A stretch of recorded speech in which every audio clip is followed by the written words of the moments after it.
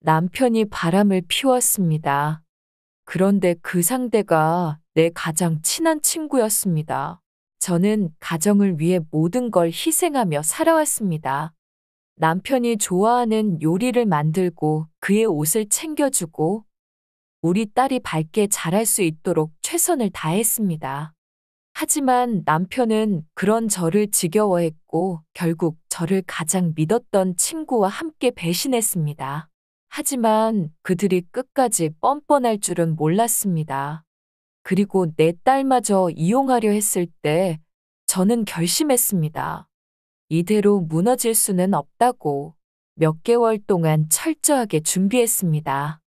증거를 모으고 법적 대응을 준비하고 그들이 사회적으로 무너질 수 있도록 하나하나 계획했습니다. 이제 제가 당했던 모든 고통을 되돌려줄 차례입니다. 이제 그들은 무너질 겁니다. 그리고 저는 다시 일어설 겁니다. 영상 시작하기 전 무료 버튼인 구독과 좋아요 눌러주세요. 알림 설정도 해주시면 새로운 영상을 빠르게 만나보실 수 있습니다. 나는 소위 말하는 행복한 가정을 꾸리고 있다고 믿었다. 남편과 나는 대학 시절부터 연애를 했고 결혼한 지는 이제 7년째였다. 우리는 처음 만났을 때부터 서로에게 특별한 감정을 느꼈고 함께하는 미래를 꿈꿨다. 나는 평범한 직장인이었고 남편은 안정적인 직장에서 일을 하고 있었다.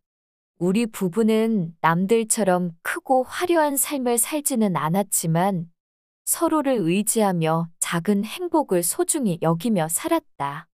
결혼 후 나는 가정을 위해 많은 것을 희생했다. 회사를 다니면서도 집안일을 도맡았고 남편이 편히 쉴 수 있도록 애썼다. 매일 아침 남편이 출근하기 전에 그의 넥타이를 매주었고 저녁이면 그가 좋아하는 요리를 준비했다. 나는 내 일보다 남편과 가정을 우선순위로 두었고 힘들 때도 남편이 편안하도록 배려했다.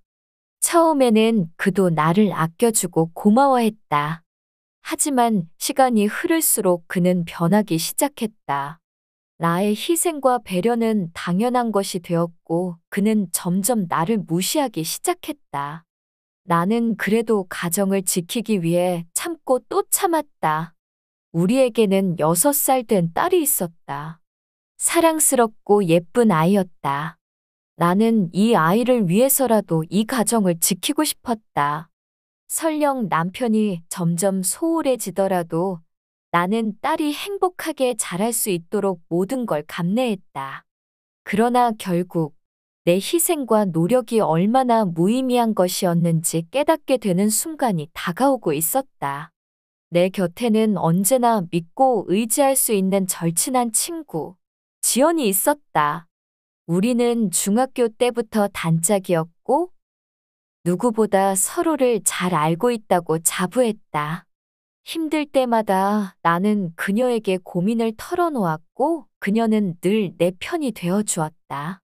나는 그녀를 가족처럼 생각했다. 하지만 내 인생을 뒤흔드는 충격적인 사건이 벌어졌다. 남편이 바람을 피웠고 그 상대가 다름 아닌 내 가장 친한 친구 지연이었다. 처음에는 믿을 수 없었다. 하지만 단순한 의심으로 끝낼 수는 없었다. 나는 직접 증거를 확보하기로 마음먹었다. 남편이 퇴근이 늦어진다는 날마다 나는 조용히 그의 동선을 확인했다. 그는 늘 가던 회사 방향이 아닌 전혀 다른 길로 차를 몰았다. 나는 조용히 그의 차량 블랙박스를 확인했다. 예상대로 그가 업무가 아닌 다른 곳으로 이동하고 있다는 증거가 남아 있었다. 목적지는 호텔이었다. 또한 그의 카드 내역을 조사했다. 출장 중이라던 날 호텔과 고급 레스토랑에서 결제된 내역이 있었다.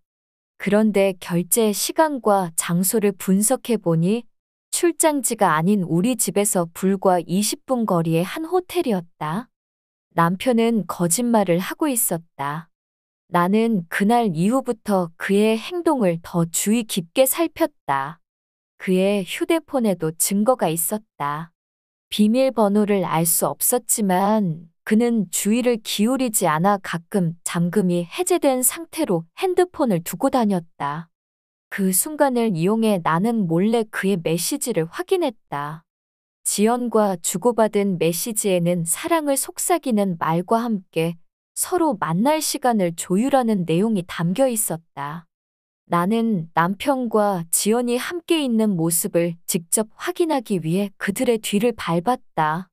어느 날 저녁, 남편은 나에게 회식이 있다고 말하고 외출했다. 하지만 나는 이미 그의 패턴을 파악하고 있었다. 나는 조용히 그를 따라가 한 호텔 앞에 섰다. 조금 후, 익숙한 모습의 여성이 남편의 차에 탔다. 지연이었다. 이제 모든 것이 명확해졌다. 나는 핸드폰을 들어 그들의 모습을 촬영했다. 모든 증거를 확보한 나는 복수를 계획하기 시작했다. 그러나 나는 단순히 증거만 확보하고 끝낼 생각이 없었다. 그들이 나를 속이고 내 가정을 파탄낸 것에 대해 직접 맞서야 했다. 나는 심호흡을 하고 호텔 로비로 들어갔다. 그들이 엘리베이터를 타는 것을 확인한 나는 재빨리 따라 올라갔다. 그들의 방문 앞에서 나는 손을 떨며 초인종을 눌렀다. 안에서 속삭이는 소리와 함께 문이 열렸다. 남편과 지연이 당황한 표정으로 나를 바라보았다. 뭐야? 내가 여기 왜 있어? 남편이 얼굴이 하얗게 질리며 물었다. 나는 천천히 핸드폰을 들어 그들에게 촬영한 사진과 메시지를 보여주었다. 이제는 모른 척할 수 없겠지? 나는 차분하지만 분노를 억누른 목소리로 말했다. 그러자 지연은 팔짱을 끼고 오히려 비웃으며 말했다. 그래서? 내가 이걸로 뭘 할 수 있는데? 우리 그냥 사랑하는 거야. 내가 방해할 수 없어. 나는 순간 충격을 받았다. 죄책감을 느끼기는커녕 적반하장으로 나오다니. 남편도 마찬가지였다. 그는 헛웃음을 지으며 말했다. 너 이걸로 어쩌려고?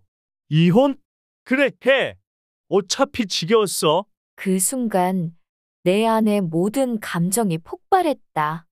나는 그들에게서 더 이상 기대할 것이 없다는 걸 깨달았다. 나는 그들을 차갑게 바라보며 말했다. 좋아. 내가 지겨웠다니 다행이야. 나도 이 결혼 이제 끝낼 테니까. 하지만 후회하게 될 거야. 내 모든 걸 걸고 너희 둘을 무너뜨릴 거야. 남편과 지연의 얼굴이 순간 경직되었지만 나는 더 이상 신경 쓰지 않았다. 나는 조용히 뒤돌아섰다. 이제부터 시작이었다. 나는 그들을 철저히 짓밟을 계획을 세우기 시작했다. 하지만 그날 이후에도 남편은 반성하는 기색이 전혀 없었다. 오히려 그는 더욱 대놓고 바람을 피우기 시작했다. 그는 이제 더 이상 나를 속일 필요가 없다는 듯 아예 대놓고 지연과 만나고 다녔다. 그러던 어느 날 나는 딸이 유난히 말이 없고 풀이 죽어 있는 것을 눈치챘다. 무슨 일이냐고 물어도 딸은 대답하지 않았다. 하지만 며칠 후 어린이집 선생님으로부터 충격적인 전화를 받았다. 어머님, 오늘 아버님과 같이 오신 분이 계셨는데 아이가 무척 불안해하는 것 같았어요. 혹시 괜찮으신가요? 나는 순간 머리가 새하얘졌다. 남편과 지연이 내 허락도 없이 딸을 만나러 간 것이었다. 나는 즉시 딸에게 물었다. 우리 아가 혹시 오늘 아빠를 만났어? 딸은 눈을 피하며 조그맣게 고개를 끄덕였다.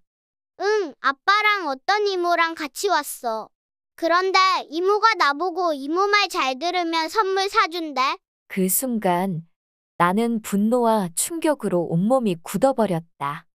남편과 지연이 내 딸을 이용하려 하고 있었다. 단순히 불륜을 저지르는 것만으로도 부족해 이제는 내 아이까지 자신들의 도구로 사용하려는 것이었다. 나는 더 이상 참을 수 없었다. 딸의 불안한 눈빛을 보며 이제는 내 감정을 조절할 이유조차 없다는 걸 깨달았다. 복수는 이제 개인적인 감정이 아니라 내 딸을 지키기 위한 것이 되었다. 나는 더욱 철저하게 그리고 확실하게 그들을 무너뜨릴 계획을 세웠다. 그날은 평소와 다름없는 아침이었다. 나는 딸을 어린이집에 데려다 주고 평소처럼 집으로 돌아가려던 참이었다. 하지만 문득 커피 한 잔이 마시고 싶어 익숙한 카페 앞을 지나쳤을 때 나는 예상치 못한 광경을 마주했다. 남편과 지연이었다. 그들은 다정하게 손을 맞잡고 있었고 서로에게 기댄 채 웃고 있었다. 마치 세상에서 둘만 존재하는 듯 주변을 전혀 신경 쓰지 않는 모습이었다. 그리고 바로 그 순간 그들은 거리 한복판에서 자연스럽게 키스를 나누었다. 나는 순간적으로 발걸음을 멈추었다. 심장이 얼어붙는 듯한 기분이었다. 이 장면은 결혼 전 그리고 딸이 태어나기 전 나와 남편이 함께했던 순간들을 떠올리게 했다. 하지만 그 곁에는 이제 내가 아니라 나를 배신한 사람이 서 있었다. 나는 손에 들고 있던 가방을 꽉 움켜쥐었다. 내 감정을 들키고 싶지 않았고 그들에게 이 모습을 목격당하고 싶지 않았다. 하지만 차마 발걸음을 돌릴 수가 없었다. 이건 단순한 불륜이 아니었다. 그들은 나를 조롱하듯 버젓이 그것도 공공장소에서 애정을 과시하고 있었다. 마치 내가 아무런 존재 가치도 없는 사람인 것처럼. 나는 차마 눈을 돌릴 수가 없었다. 단순한 불륜이 아니라 나를 조롱이라도 하듯 공공장소에서 버젓이 사랑을 속삭이는 그들의 모습은 내게 또 다른 상처를 주었다. 나는 그들을 향해 다가갔다. 이제는 사람들 앞에서도 거리낌이 없구나. 내 목소리에 남편과 지연은 흠칫 놀라며 고개를 돌렸다. 하지만 이내 남편은 비웃듯 어깨를 으쓱했다. 이제 다 알았잖아. 숨길 필요가 있나? 어차피 너랑은 끝났어. 지연도 한술 더 떴다. 우린 이제 자유야. 너도 새로운 삶을 찾아야지. 언제까지 과거에 얽매일 거야? 그녀의 말에 나는 차가운 웃음을 지으며 고개를 끄덕였다. 그래, 너희가 원하는 대로 해. 하지만 내가 그렇게 쉽게 행복할 거라고 생각하지 마. 난 절대 가만히 있지 않을 거야. 나는 그 말을 남기고 자리를 떠났다. 하지만 그날 이후 나는 더욱 강한 복수심을 불태웠다. 이제는 법적으로 그리고 사회적으로 그들을 철저히 무너뜨릴 방법을 찾기로 결심했다. 몇 달이 흘렀다. 나는 단순한 감정적인 대응이 아닌 철저하고 계획적인 복수를 실행하기 위해 모든 자료를 모았다. 매일 밤 늦게까지 법률 서적을 찾아보고 변호사와 상담을 했으며 불륜을 증명할 증거를 확보하는 데 집중했다. 나는 남편의 카드 사용 내역과 호텔 예약 기록을 추적했다. 그가 지연과 함께 찍힌 사진을 확보하고 심지어 그의 차 블랙박스를 복사해 두었다. 그의 바람을 목격한 사람들의 증언도 모았다. 주변 이웃들조차 남편이 뻔뻔하게 지연과 함께 다니는 것을 보고 수군거리고 있었으니 증거는 차고 넘쳤다. 그러나 나는 여기서 멈추지 않았다. 나는 그의 직장까지 찾아가 상사에게 그가 회사 자금을 개인적인 유흥에 사용하고 있다는 사실을 암시했다. 회사는 내부 감사를 시작했고 그의 평판은 하루아침에 추락했다. 동시에 지연의 직장에서도 그녀의 부도덕한 행동이 알려지면서 그녀는 서서히 왕따가 되었다. 결정적인 순간이 다가왔다. 마침내 모든 자료가 정리되었고 나는 법적으로도 완벽하게 준비된 상태였다. 그리고 마침내 남편은 이혼 서류를 받았다. 그는 충격을 받았지만 여전히 비웃으며 말했다. 이혼한다고 내가 잘 될 것 같아? 나는 조용히 그를 바라보며 말했다. 잘 될지 안 될지는 두고 봐. 하지만 넌 무너질 거야. 그리고 실제로 그는 무너졌다. 회사에서 그의 불륜이 퍼졌고 승진도 물 건너갔다. 동료들은 등을 돌렸고 상사도 더 이상 그를 신뢰하지 않았다. 업무에서도 실수를 연발하던 그는 결국 회사에서 강제 퇴직을 당했다. 지연 역시 같은 처지가 되었다. 그녀는 사회적으로 고립되었고 직장에서도 인정받지 못했다. 결국 그녀는 새로운 연인을 찾아 떠났고 남편은 혼자가 되었다. 나는 어느 날 우연히 거리를 걷다가 남편을 마주쳤다. 한때 자신만만했던 그는 초라한 행색으로 벤치에 앉아 있었다. 덥수룩한 수염, 초췌한 얼굴, 낡은 옷차림. 그는 무너진 사람이었다. 나를 보자마자 그는 급하게 자리에서 일어나 다가왔다. 우리 다시 시작할 수 있을까? 그의 목소리는 떨려 있었고 눈빛에는 후회가 가득했다. 한때 내가 사랑했던 사람. 한때 내 가정이었던 사람. 순간 가슴이 먹먹해졌지만 나는 고개를 저었다. 그럴 일 없어. 넌 내 선택을 했고 난 내 길을 갈 거야. 그는 애타게 내 손을 잡으려 했지만 나는 차갑게 돌아섰다. 한 걸음도 머뭇거리지 않았다. 그에게 주어진 기회는 이미 오래전에 사라졌고 나는 이제 더 이상 과거에 얽매이지 않는 사람이었으니까. 나는 딸과 함께 새로운 삶을 시작했다. 처음에는 모든 것이 막막했다. 이혼 후 혼자서 아이를 키운다는 것은 결코 쉬운 일이 아니었다. 하지만 나는 그동안 나 자신을 희생해왔고, 이제는 나와 딸을 위한 삶을 살아야겠다고 결심했다. 우리는 작은 도시의 아늑한 아파트로 이사했다. 창문을 열면 따뜻한 햇살이 들어오고 거실에서는 아이가 뛰어놀 수 있는 공간이 충분한 곳이었다. 새로운 공간에서 나는 조금씩 변해갔다. 나는 예전보다 더 강해졌고 무엇보다 더 행복해지고 싶었다. 나는 새로운 직장을 구했다. 나에게도 두 번째 기회가 필요했다.